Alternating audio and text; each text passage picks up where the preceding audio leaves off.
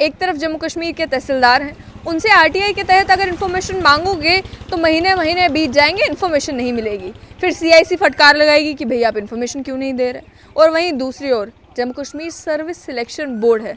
इल्ज़ाम बहुत लगते हैं सर्विस सिलेक्शन बोर्ड की ट्रांसपेरेंसी को लेकर, लेकिन ऐसा मुझे लगता है पहली ही बार हुआ होगा कि सीआईसी एक सरकारी इंस्टीट्यूशन को इसलिए लताड़ रही है कि आपने आरटीआई में ज़्यादा इन्फॉर्मेशन दे दी, ये देनी बनती नहीं थी। यानी कि आरटीआई का कानून आप जब पढ़ते हैं तो उसमें कुछ प्रोविजंस ऑलरेडी मेंशन्ड है कि आप कौन सी इन्फॉर्मेशन शेयर नहीं कर सकते आरटीआई के तहत। उसमें यह है कि आप किसी का पर्सनल एड्रेस शेयर नहीं कर सकते, किसी की मार्कशीट हो, किसी के एग्जामिनेशन के आंसर्स हो, मतलब किसी की भी पर्सनल इन्फॉर्मेशन है वो किसी थर्ड पार्टी को आप नहीं दे सकते आरटीआई के तहत। लेकिन जहां बात आती है जेकेएसएसबी की, वो अब कोशिश कर रहे हैं दिखाने की, ऐसा लगता है कि हम बहुत ज़्यादा ट्रांसपेरेंट हैं, हमसे कुछ भी इन्फॉर्मेशन मांगो हम देने को तैयार हैं। तो एक पार्टी जाती है जेकेएसएसबी के पास आरटीआई एप्लीकेशन लेके कि मुझे कुछ कैंडिडेट्स की ओएमआर शीट्स चाहिए। उसके बाद वही व्यक्ति जो है वो फर्स्ट अपील भी करते हैं, सेकंड अपील भी करते हैं।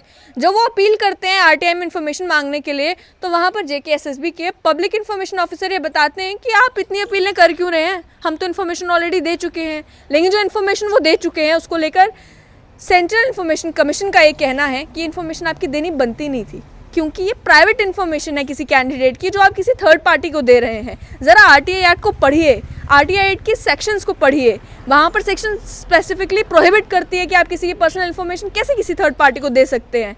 लेकिन तब तक तो इन्फॉर्मेशन दी जा चुकी थी। तो यहाँ पर ऐसे भी इंसिडेंट्स देखने को मिल रहे हैं जहाँ पर एक पब्लिक इन्फॉर्मेशन ऑफिसर का काम क्या है, पब्लिक में इन्फॉर्मेशन देना, जो इन्फॉर्मेशन सीख की जाती है। लेकिन आरटीआई में कौन सी इन्फॉर्मेशन देनी है, कौन सी इन्फॉर्मेशन नहीं देनी है, अगर उस बात की जानकारी ही पब्लिक इन्फॉर्मेशन ऑफिसर को नहीं है तो वो आखिर उस पद पर बैठे कैसे हैं, वो उस पद पर बैठने की क्या काबिलियत रखते हैं। काबिलियत इस मामले में कि आपकी जो ड्यूटीज़ हैं उन ड्यूटीज़ के बारे में अगर आपके पास इन्फॉर्मेशन ही नहीं है तो आप इन्फॉर्मेशन डिस्पेंस किस तरीके से कर रहे हैं। आरटीआई एक्ट में कल को तो आपको कुछ ट्रेड सीक्रेट्स पूछ लिए जाएंगे, या रिक्रूटमेंट के मामले में खास तौर पर काफ़ी सेंसिटिव इन्फॉर्मेशन भी होती है रिक्रूटमेंट प्रोसेसेस की, जो सर्विस सिलेक्शन बोर्ड नहीं चाहता कि बाहर लोगों को मालूम चले, क्योंकि उस सारी इन्फॉर्मेशन का गलत फ़ायदा भी उठाया जा सकता है। कल को आपसे आरटीआई में वो इन्फॉर्मेशन भी मांगी जाएगी तो आप दे देंगे। अगर आप वो इन्फॉर्मेशन भी दे देंगे तो आप जाहिर सी बात है समझ सकते हैं कि उस इन्फॉर्मेशन का फिर किस तरीके से यूज़ किया जा सकता है। तो इस एक पर्टिकुलर मामले में बताया ये गया कि सेंट्रल इन्फॉर्मेशन कमीशन ने सर्विस सिलेक्शन बोर्ड को लताड़ा है कि आप आरटीआई एक्ट के वायलेशन में किस तरीके से सारी इन्फॉर्मेशन शेयर करते रहे। सेंट्रल इन्फॉर्मेशन कमीशन के पास ये एप्लीकेशन जो है पब्लिक इन्फॉर्मेशन ऑफिसर के रिगार्डिंग नवंबर 12, 2021 को फाइल की गई थी कि हमने ओएमआर शीट्स मांगी थी, इन्फॉर्मेशन नहीं मिल रही है, ये हो रहा है, वो हो रहा है। जाहिर सी बात है जो आरटीआई एक्टिविस्ट था जिसने आरटीआई में इन्फॉर्मेशन मांगी थी उसकी भी अपनी कोई इंटेंशन होगी जिस वजह से उसको इन्फॉर्मेशन चाहिए थी। लेकिन उसको लेकर जब ओएमआर शीट्स मांगी गई तो रिस्पांस ना मिलने के कारण पहली अपील की गई जनवरी 14, 2022 को। फिर इन्फॉर्मेशन ना मिलने के कारण जो है सेंट्रल इन्फॉर्मेशन कमीशन में सेकेंड अपील की गई मार्च 26, 2022 को। और जब ये अपील की गई तो हियरिंग के दौरान पुलकित दत्ता जो अंडर सेक्रेटरी है और प्रेजेंट पब्लिक इन्फॉर्मेशन ऑफिसर है जेकेएसएसबी में, उन्होंने कहा कि हम तो इन्फॉर्मेशन ऑलरेडी दे चुके हैं।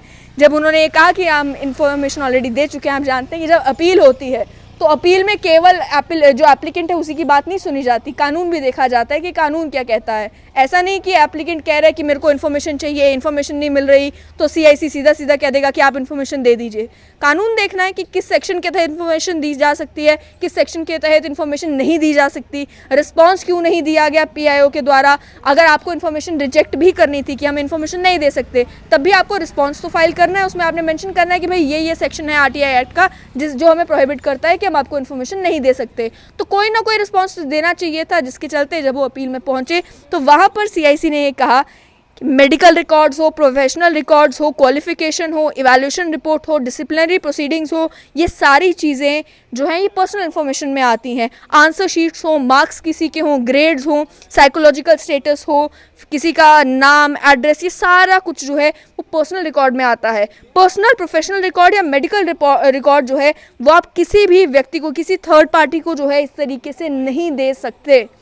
अब एक तरफ जहाँ जेकेएसएसबी को लेकर कई सारे सवाल खड़े किए जाते हैं कि रिक्रूटमेंट के मामलों में स्कैम के इल्ज़ाम लगे, रिक्रूटमेंट के मामलों में डिले के इल्ज़ाम लगे, लेकिन JKSSB अपनी तरफ से जो है हमेशा जब भी प्रेस कॉन्फ्रेंस करती है, जब भी कोई स्टेटमेंट निकालती है तो यही कहती है कि हमने सब कुछ बड़े ट्रांसपेरेंट तरीके से किया है। लेकिन यहाँ पर CIC फटकार JKSSB को इस बात पर लगा रही है कि इतना ट्रांसपेरेंट भी नहीं होना था।